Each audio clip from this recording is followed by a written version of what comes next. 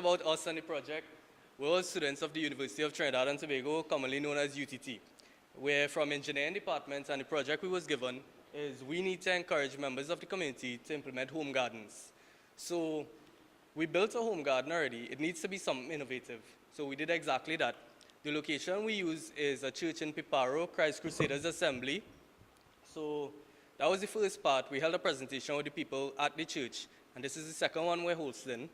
So this presentation just seeks to inform you a little bit about our design and everything you need to implement a home garden of your own. So let's start. Good afternoon, everyone. My name is Rajesh, and I'll be talking to you about some of the problems that we, the citizens, are all facing in this economy as we speak right now. So the major problem, as we all know right now, is the recession. Oil and gas prices are low, unemployment is on the rise, and the overall cost of living is increasing. All of this is happening on a daily basis. Not everyone can afford to go to the groceries and the markets anymore and buy everything that they're accustomed to buying. Also, most of the produce that the local population receives and consumes, both from local and foreign markets, are laced with chemicals and fertilizers and other harmful chemicals that are contributing to all these illnesses that we have, such as cancer. Hi, good afternoon, everyone. My name is McKenna Halls, and I will be explaining why you should implement your own home garden. Okay. So, home gardens increase your self-sufficiency and help you save money. With the money you save, you can divert these funds into other expenses that you may have. Also, as my colleague Rajesh just stated, chemicals that these farmers use can cause cancer and lung problems, so it would be wise to grow your own crops.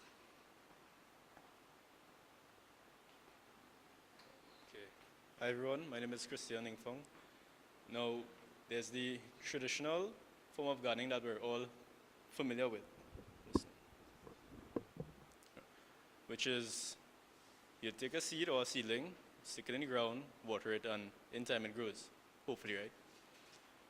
Now, let me introduce to you a different type of gardening, which is the elevated garden bed. Firstly, there's the raised bed, which you're all familiar with, where, okay, sometimes coming down the highway, you might see where these farmers have the raised beds. There are the drains along it, right? Now, these beds allow for a lot of plants to be grown there, as well as the only problem is that to control the soil is a bit difficult. There's also the container gardening, which includes using plant pots or buckets, as some people usually do.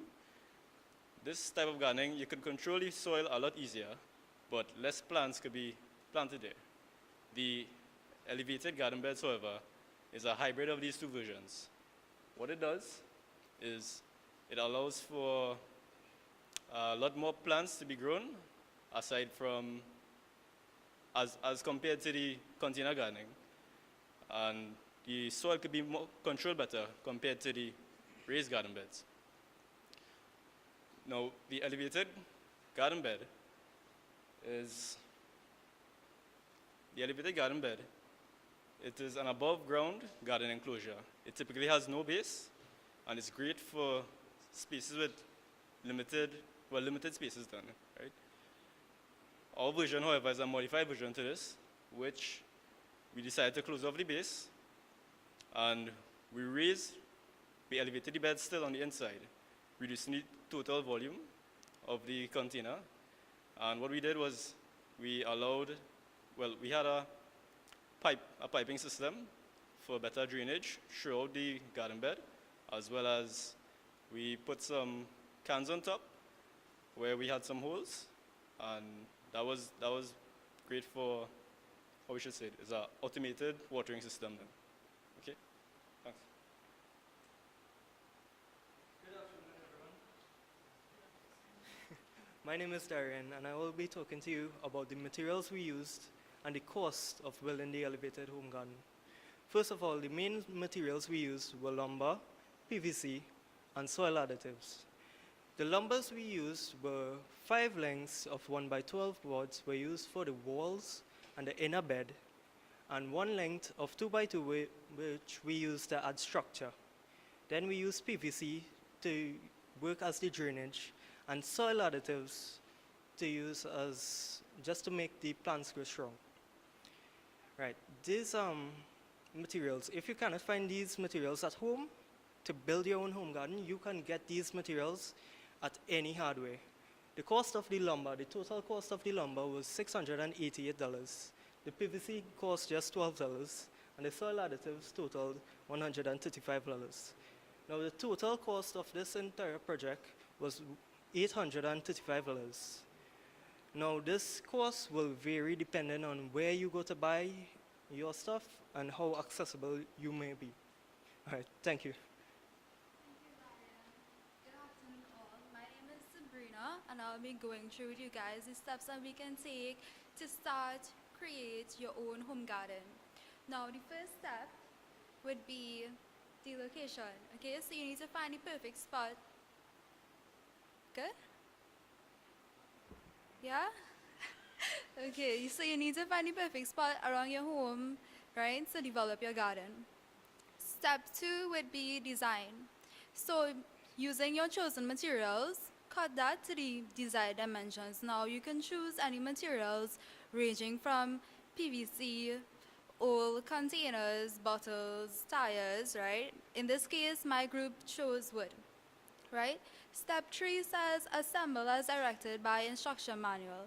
Now the instruction manual would be to develop the design that we had built, right? And it would have things like the placement of the holes, the sizes, the measurements, right? The next step would be soil. Now you can use any soil you have on hand, so things like potting soil, topsoil, manure, compost, you know, all that good stuff. The next step would be your crop, okay? So you can plant any crop you prefer and be willing to consume afterward, right? In this case, my group chose kale and lettuce. The next step would be, what's the next step? Right, the next step would be nurturing your crop. So like, spending like a half hour a day caring for it, watering it thoroughly. And lastly, the last step would be while caring for it, look out for the signs of problems. So things like waterlogging, insects, and so forth. So thank you. Pass you along. My name is Glacier Ramkisoon.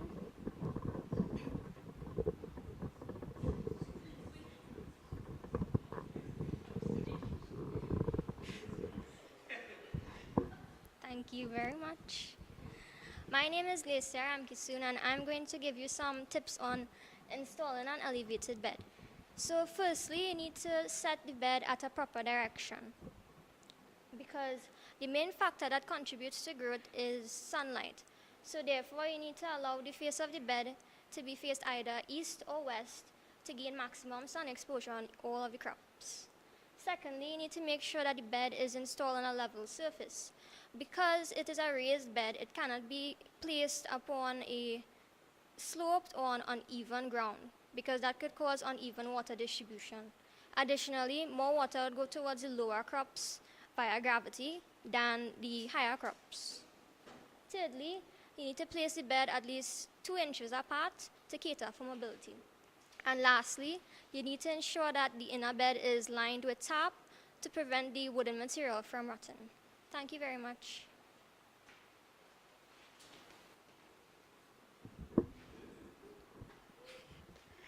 Good afternoon. My name is Shafanan Balkaran. I'll be discussing the benefits of our elevated home garden design. The crops are less likely to be affected by flooding due to the elevated nature of our design, and given where it is positioned in the church, it is highly likely that floodwaters are able to accumulate in that area. Another benefit is that the soil is less likely to become compacted in the design, which allows the roots to spread out and become more aerated, which provide the soil with the plant, with the nutrients that is needed to thrive.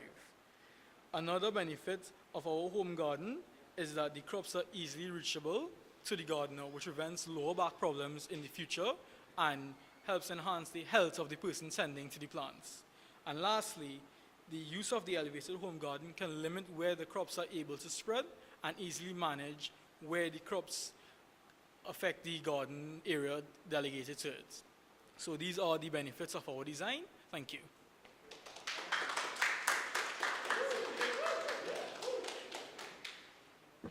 This is very high. Good evening, everyone. My name is Christy, and I'll be talking to you about the various methods of irrigation you can use. You can use many various methods of irrigation: a watering can, hose, drip system, sprinkler system, soaker, or wicking. For our project, as was previously stated, we use soaker cans. We recycled plastic water bottles. We drilled holes on the bottoms and on the sides and buried them about 3/4 of the way into the beds. You can use either a hose or a funnel to fill the bottles, and that will allow the bed to be watered evenly. The benefits of using soaker is that they're inexpensive. Like I said, we use recycled materials. They're suited for small gardens and on level ground. They are semi-automated, and they keep the soil moist without overly waterlogging them. Thank you. I just mentioned that there's been a rise in cancer cases, right? This has been linked to the chemical fertilizers and pesticides. So a simple alternative is composting. So composting is simply using kitchen scraps, such as these, and turning it into usable soil, such as this. So just want to take us to the rest. Good day, my name is Jesron. Today I'll be sharing some information about composting. So firstly, to start a compost heap, you need to start with a bare layer of ground. Then secondly, you add a layer of twigs to the base of the compost heap. You add composting materials in layer of wet and dry. Then after you add a layer of wet or dry compost, then you water the compost heap and thoroughly mix it together and cover the compost heap with a layer of tarp, which quickens the decomposing process. Some of the benefits of composting are it recycles kitchen scraps, it supplies nutrients to the soil, it improves the soil properties, and it reduces landfills. It also encourages useful bacteria in the soil, such as earthworms, insects, and bacteria. It reduces the need for chemical fertilizers since most of the ingredients in the compost heap are natural. It also helps improve the pH levels in the soil, and also helps the soil to retain moisture for a longer period of time. Some materials to compost are tea leaves, food scraps, eggshells, coffee grounds, and leaves. Some of the materials not to compost are meat, bones, perennial weeds, and manure.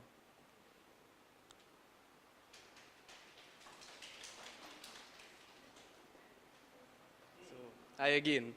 So a common problem that gardeners face is the infestation of weeds.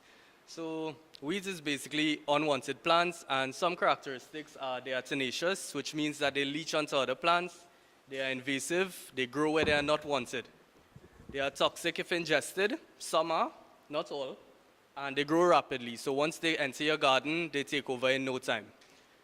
So some natural ways of controlling weeds instead of using pesticides: mulch, landscape fabric, manure removal by hand or tool, or using organic pesticides such as vinegar. The method that we use in our garden back at the church is red chip mulch. These are some others that you can use also: leaves, grass clippings, and newspaper. Newspaper is a really budget-friendly option. While it's not as pretty, it works.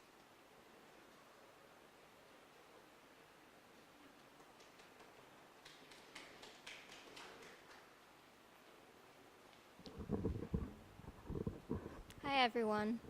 Okay, so savings projection. I will be discussing the projected savings as well as the future outcome if this project is implemented. So the following table shows the summary of the main findings that were calculated. So the crops that were chosen were lettuce and kale, and the turnover period for each were 1 and 2 months respectively.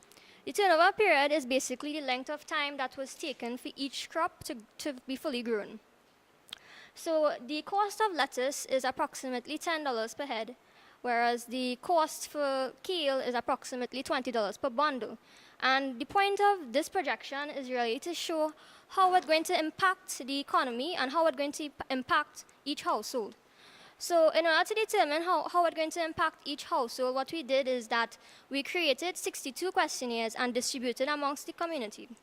And from there, we made an assumption that 50% of these residents will implement this grow box, and that led to a sample size of 31 residents. So using a sample size of 31 residents in the previous slide, you needed to multiply the price of each crop by how much crops the grow box could withhold. And that led to a combined savings of $210 per month, and that was just for kale and lettuce. Again, that will vary according to what crop you choose and how much crops you choose to plant. Lastly, how this is going to impact the economy. So what we needed to do is conduct some research in terms of what is the current import price. And based on this graph, you would see that the import price is constantly varying, it either increasing or decreasing. So after extrapolating data from the graph in the previous slide, you will see that the import price is $17.86 million per year. And in the table, you would see that that would be for the 2010 price. We had to use the 2010 price. Unfortunately, we couldn't get the information for this year. After using that, we reduced the yearly savings that the community will gain from the import price and converted that to a percentage. And the percentage was very small. It was 0.00209%. Yes, it's very small. That only related to 31 residents. So in concluding, even though the percentage is very small, that only related to 31 residents. And again, it will increase if it is more and more people start employing local home gardening. So therefore, it is projected that the economy, there will be a positive potential effect if this grow box is implemented. And this will in turn reduce the foreign exchange. Thank you very much.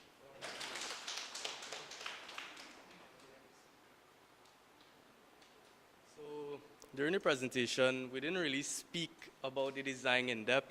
This is just an informal speech. You all can ask questions at this point. The slideshow just shows pictures and video clips of the process of building it. So basically what we did for the project is we created an enclosure, just 4 walls. And the idea is that when you're gardening in the ground, you have to bend a lot and it strains your back. So we raised it 2 feet up. But then we ran into another problem where we're growing lettuce and kale. It doesn't need 2 feet of dirt to grow in, and it can create problems with waterlogging. So we raised the base of the bed. So there's an internal base inside, so the bed is only 1 foot deep. So we wanted this to be a project where you can place it in really unorthodox locations, such as residential lots like outside. But you don't want your garden water to be draining out into your walkways. So we created a piping system where we use perforated pipes. They are at intervals inside the bed, and they exit through the back.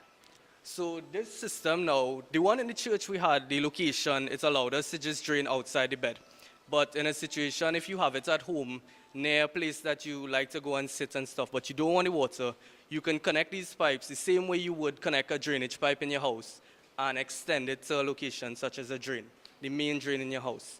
So water never reaches the floor outside the garden. And I think that's basically it in simple. So enjoy the video.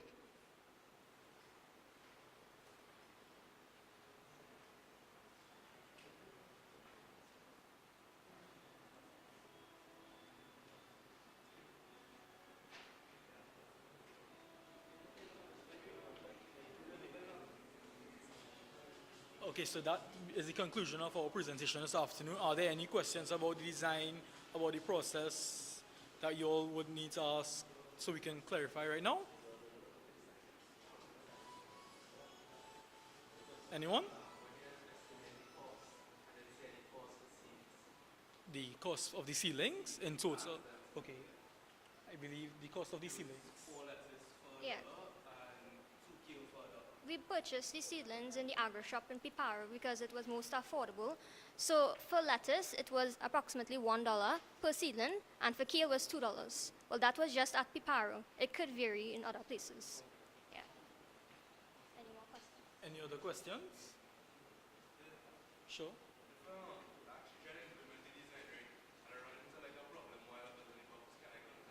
Sure, 785-3584. Any other questions? Sure.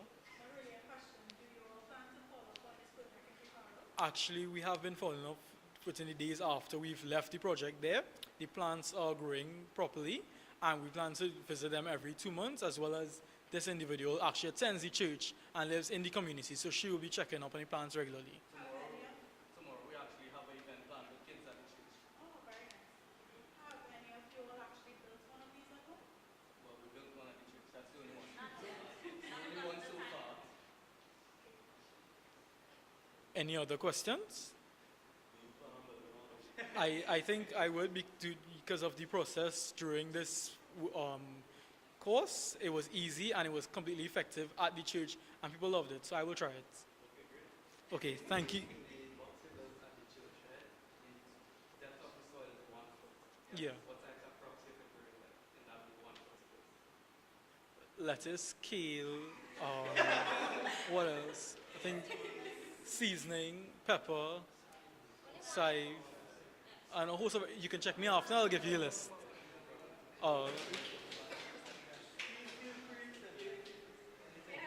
Also, there are refreshments provided.